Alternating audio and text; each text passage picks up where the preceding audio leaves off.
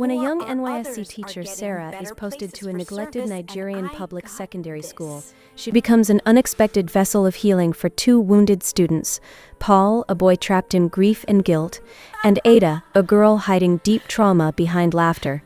Until love, patience, faith, and courage confront darkness and restore hope. Posting day in Nigeria is usually filled with celebration, loud laughter, proud phone calls, and ambitious dreams of big cities. For Sarah, however, it arrived quietly. As joyful announcements echoed around her living room, her own posting letter brought silence. This story is not just a film, it's a message. Watch till the end. The school she was assigned to was far from the future she imagined.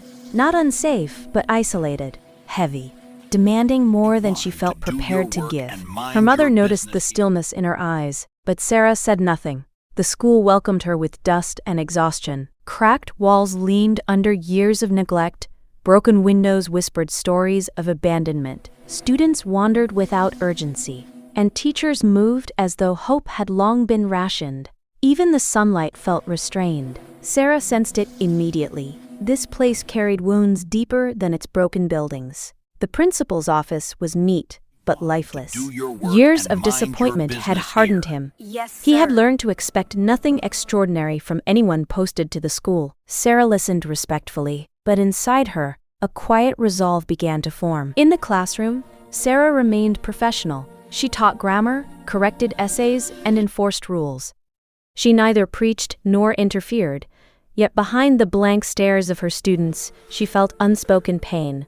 Stories buried beneath silence. The classroom felt heavy, as though something unseen lingered in the air. Paul sat at the back of the class, wrapped in silence. His eyes carried anger, grief, and exhaustion. Since the night his twin sister died, words had become dangerous, so he avoided them. The guilt followed him from that night. At home, grief turned bitter. Arguments filled the nights. Accusations replaced comfort. Paul retreated into corners, shrinking beneath words meant to wound. Pain became his language. Sarah noticed. She did not intrude. She did not force conversation. She stayed behind after school, sitting with Paul in silence. No pressure. No sermons.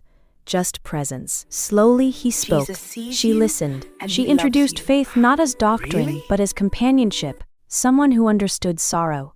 If this story speaks to you, stay with us. One night, alone in his room, Paul prayed for the first time in years. His words were broken and soaked with tears, yet something shifted. Peace, quiet and unfamiliar, settled where anger once lived. For the first time since his sister's death, hope returned. Only after Paul began to heal inwardly did Sarah visit his home. She came not as an accuser, but as a witness to change. Gently, she helped his parents see how unresolved grief had turned their home into a battlefield. Silence filled the room as truth finally settled. Change never comes quietly. Whispers began to spread in the school. A young corps member spending extra time with students attracted suspicion. Assumptions grew louder than truth. Sarah was questioned, watched, and warned. Then there was Ada, loud where Paul was quiet. Her laughter echoed through corridors, sharp and confident. She mocked faith openly, using humor as armor. Yet beneath the noise lay a deep hunger to be seen. Sarah noticed the cracks beneath her confidence. At night, Ada's room stopped feeling safe. Footsteps lingered. Doors opened too slowly. Fear became routine. She learned to survive by pretending nothing was wrong. One afternoon, Ada stayed back in an empty classroom. Laughter followed her in. Jokes filled the room. Until they changed. Fear returned. Before it could deepen, Sarah intervened. Silence fell. Safety returned. Sarah sat with Ada until the tears came. The laughter faded. The truth surfaced. For the first time, Ada felt believed. In the quiet of her room, Ada found her voice again. With a guitar resting against her chest, she sang softly. Not to perform, but to survive. Her song became prayer. Truth eventually surfaced. Ada's mother listened, truly listened.